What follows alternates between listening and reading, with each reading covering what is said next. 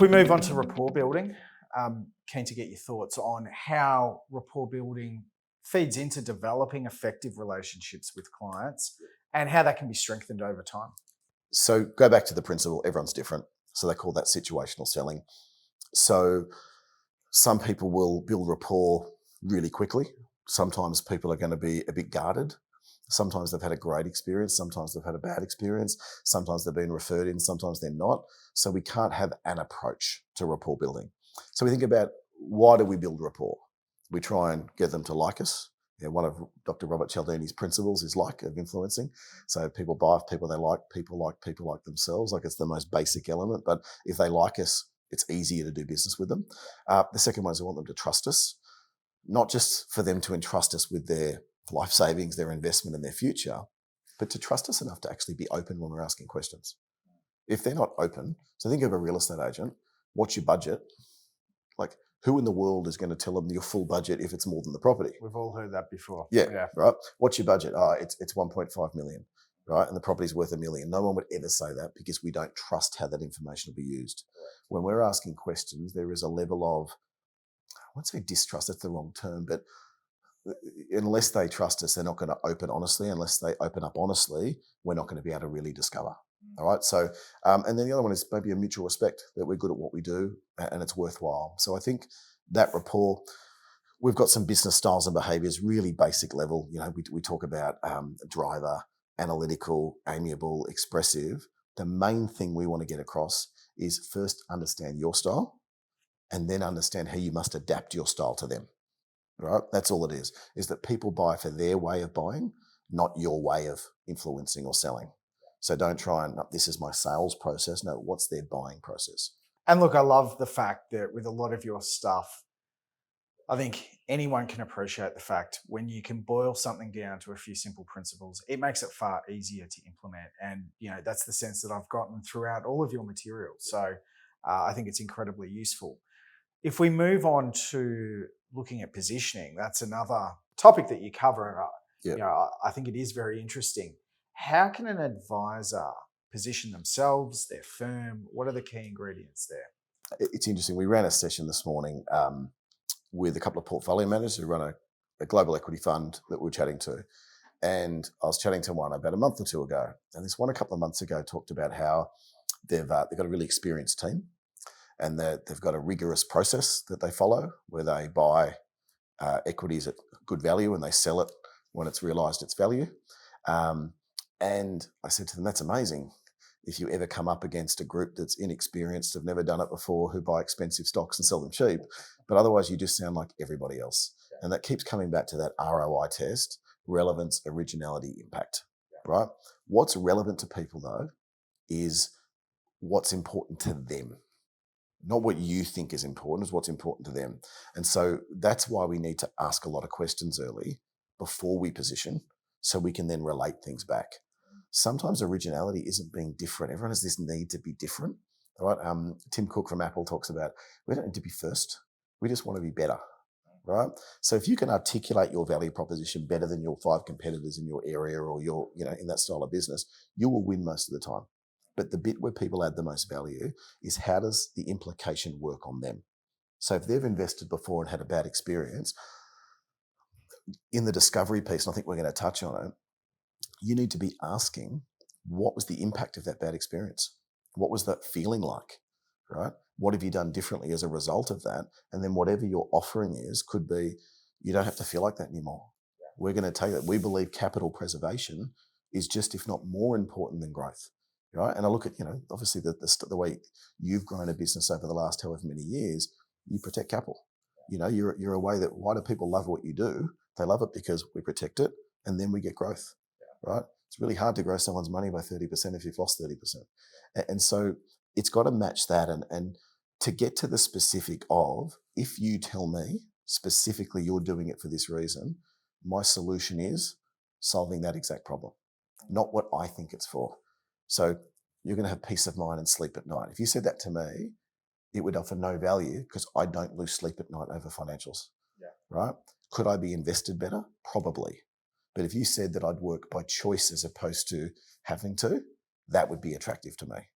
So it's understanding the individual that's in front of you, the human being. And these are, and I think most advisors get this, don't they? They do. Like, it's a human to human interaction.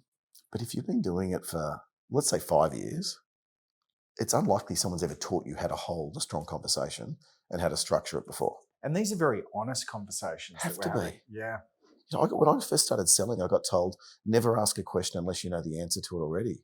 And I scratched my head thinking, that's not right, because that's not a conversation. Oh, it's not. Right? It's something that's pre-prepared. And Yeah. it comes off as a little bit plasticky. Yeah. Well, I'll go as far as it is plasticky, Yeah. right? And so we want people to just be able to hold great conversations, to get curious, to ask a question and not be thinking, what's my next question? To actually just listen to the answer, and then ask the next question based on that. And we'll talk about a framework on how to think about that a bit later, and we're happy to share that as well. Yeah. And you'll look at the frameworks and you'll say, these are really common sense things, and they are, but the execution of these aren't so common. And you've got so much else going in your mind at the time. You've got so many compliance issues and so much regulation and so many product options. And so, I imagine an advisor's job these days is beating away calls and things as well, right? And so that idea of just being able to just sit there and be present for half an hour or an hour, it's critical. Truly listen. And then when it's time to position to exactly what it is that they're looking for. I think you're spot on. It leads me into my next question, which really sits around effective pitching. You've touched on how busy advisors are. We know that the regulatory hurdles are huge. Compliance is huge. It's a complicated area. How does an advisor effectively pitch with all this complicated information? What's critical is that whether you've got 30 minutes or 30 days to prepare for a pitch, is that you follow the same structure. And it starts with understanding them, right? That you can't be relevant, original, or talk to implication unless you understand them. Now, if I was to go and see 4 advisors, right, and I'm not sure how much people do that, whether they go and see multiple or it's just referred to, but let's say you're seeing multiple advisors, and I would have a pre-prepared, what do I want out of from my financial advisor? And so if I just wrote that down and then pitched to that, I will lose, right? Because the person's just telling me what's off the top of their head. We need to understand what their core driver is. Like, what's the reason? If they've already got an advisor, what's the catalyst to getting them to start talking to somebody else? And how do we get to that? How do we get to that, right? Most people ask lots and lots of questions, right? We're taught that really young, core versus surface, right? And what happens is we ask questions around the surface. So if I said to you, Damon, how was your week this week? I'd say it was great. You got much planned for the weekend? A little bit, yeah. How was your weekend last weekend? Pretty good. Yeah, do you like coffee? I love coffee. So I've asked a whole bunch of surface questions. Yeah, got nowhere. And got nowhere. Yeah. But if I said to you, how's your week been? And then followed up with, what have you been up to? Yeah. Right? Now that's an example of a follow-up question, not the most breathtaking example of a follow-up question. But if I said to you, what does success look and feel like for you when it comes to your investments? And then you said, oh, well, I'd like to have enough money to be able to retire, not this. Why is that important to you? That's an example of a follow-up question. And there we're getting to the very basic truth of We're still not going to be there though. So we then might need to ask, and I know we're going to do this a bit later, might ask, why is that important? What would it feel like if you were there? What else is important to you? So giving them a chance to delve a bit deeper into it. What would the impact be on you if you could achieve that? What would the impact be if you couldn't? So what would you give up to get there? So now we're asking half a dozen questions on the same line of questioning. And that's the impact that we're trying to get towards here. It's not one question, shift topics. So that's number one. Just one more quick point. Yeah, of course. If we just talk to them about product investments and those sorts of things out there, they will think it's a transactional conversation and they won't tell us the truth. Right? So if you're talking insurance, who are you currently insured with? Straight away, okay, they're trying to sell me insurance. Yeah. And so they'll start shutting down. Yes. So we always talk about this idea of start really broad. Start talking about them, right? How much interest do you take in your financial future? Is it something you look at regularly, or so start really broad, then get specific? It's a nice way of doing it. It's non-threatening. Yeah. Yep. And it gives you the chance to get curious, and it will take you in so many different directions. And we've all done it. You're talking to someone, you're talking about something got nothing to do with what we're there for, and then something clicks. That's what we describe as core questioning, where you're actually going further, deeper, you continue down that same path, and something clicks, and you're like, aha, right? And that is a number of pitches we do, and I would encourage those who watch this, is that if you stay the course with the questioning, you'll know you're going to win it. Yeah. Like, we'll be up against 6 companies, and we know we've won it because I know no one else would know what we know, because we've taken the time to ask it. And I don't think anyone has ever been offended by, feeling like someone's trying to get to know them too much. Yeah, and if you jump straight to the core, if you jump to what would the impact be if you don't achieve your financial goals in retirement, that's too much. But if it's a natural progression to build there, it's just a natural flow of a conversation. The questioning, we've gone we have delved into it with the core and surface. Yeah.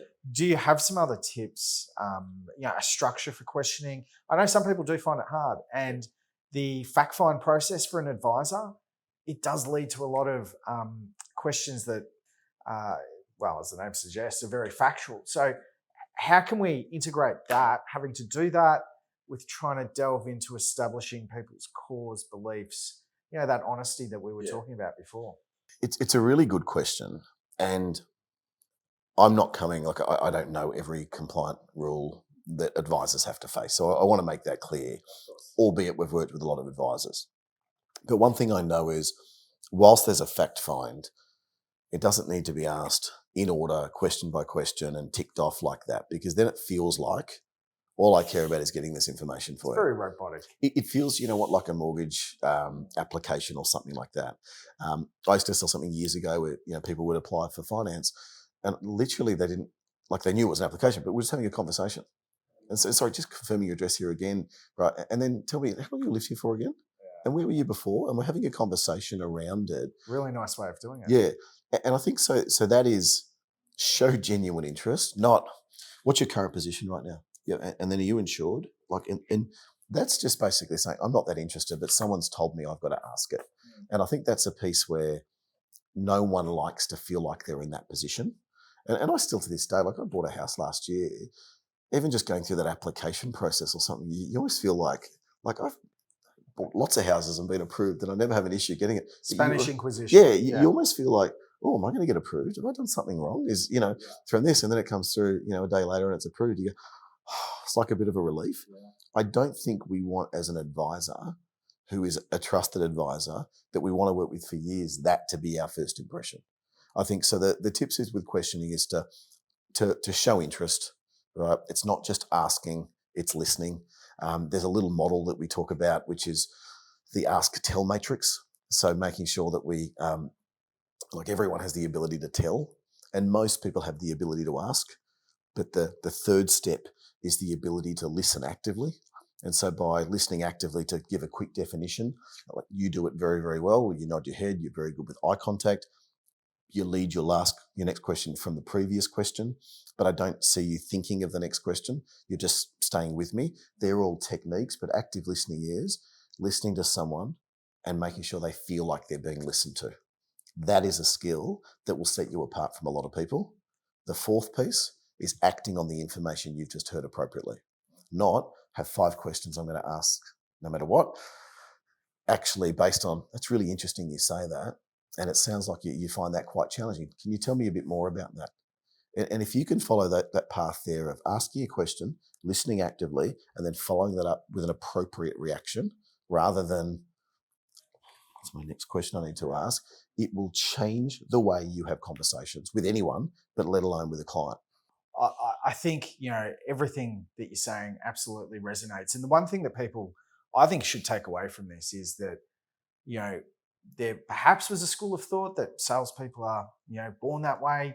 These are definitely skills that can be learned. And it when I think about it, one of the other big tough things for advisors, and not just advisors, but anyone within human interaction, is objections. They can be really confronting. They can be really tough to handle, and it can throw you off your game. Yeah. Your techniques insights into that. Where do we go when we're confronted with that? What's the path forward? Well, I'm sure no advisor has had any objections over the past few years. It's just been plain sailing, right? Of course. Yeah.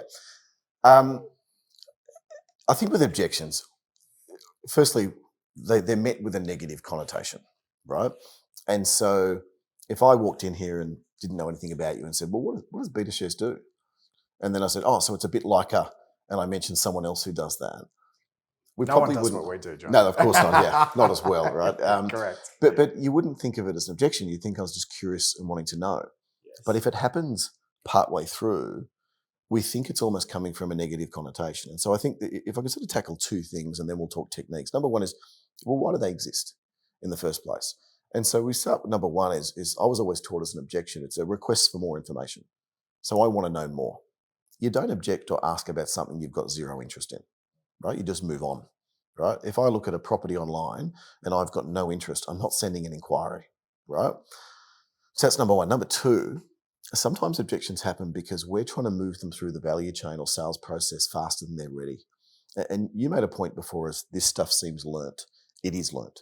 Now, some people have greater natural ability than others because they're more naturally curious or they're more natural at just connecting and getting people comfortable straight away. But it is a learnt skill. The other thing to remember that people think sales is dirty, manipulative, all those things out there. I agree, bad salespeople are, but the good ones stay present. They have great conversations and they allow the customer or the client or the prospect to feel heard through that journey and achieve what they're hoping to achieve from it. So they create greater win-wins, right? The next thing I sort of want to cover is when we hear an objection, we almost treat that objection too often like that's fact. And so whilst I'm not suggesting in any way that the customer or the client's lying to us, what I am suggesting is sometimes we feel really rude by saying the truth. Like very rarely we're going to say, look, I like your offering. I'm just not 100% sold on you yet and your ability to execute on it, right? No one will say that. So they'll say, I'm just a bit busy at the moment. I need more time, right? So we handle what's there. You're Melbourne-based. Probably Burke Street is your version of this, but I think Pitt Street Mall in Sydney, you see people raising money for charities there. Of course. And they are salespeople who work for an organisation, not the charity in most cases, right? And if you like people watching and you want to understand objections, watch someone say, have you got 30 seconds to stop world hunger? And you see someone walk past say, I don't have time, right? Now, the truth is that person, of course, would put 30 seconds aside to stop world hunger, but they just don't believe that the Hungarian backpacker has the answer within 30 seconds, so therefore they're moving past. Yes. So the truth is, it's actually a distrust in that situation of the whole system of where the money goes, et cetera, and probably they're busy, but one doesn't equal the other. And so what we talk about, and we'll share this with everyone as well, is this idea of, is the objection real? You get me at a bad time. If someone called me as I was coming in the elevator here and I accidentally answered because I thought it was you, right? I would straight away say, I don't have time, I'm busy, and I'd get off the phone as quick as possible. If they called me at 5:30, I'm on the way home, they might get a really different response. So is the objection real? Number two, well, what's the real objection? All right. Then what's the driver behind the objection? So if I'm saying I'm not interested or I'm not ready to make a decision or I need more time, what might be the driver is I'm not sold on you yet, or I don't see what the impact will be that should override these four other priorities in front of me. Then what we need to do is once we understand the driver, we solve the driver, not the objection. So if someone says I'm too busy, don't say when are you not busy, right? Actually try and get a better understanding of why are they too busy. Because if something's a true priority, we just do it. Yes. Right? Is that a fair statement? Of course. And so we want to uncover what that is. So it's that idea of, is the objection real? What's the real objection? What's the driver behind the objection? And then we solve the driver. Yeah, and I think that talks a lot to human nature. You're 100% right. Quite often we don't want to insult or offend, and the walls that we put up may not be exactly, for the reasons that we state they are. So I think it does really, having that sort of framework helps a lot in trying to disseminate that.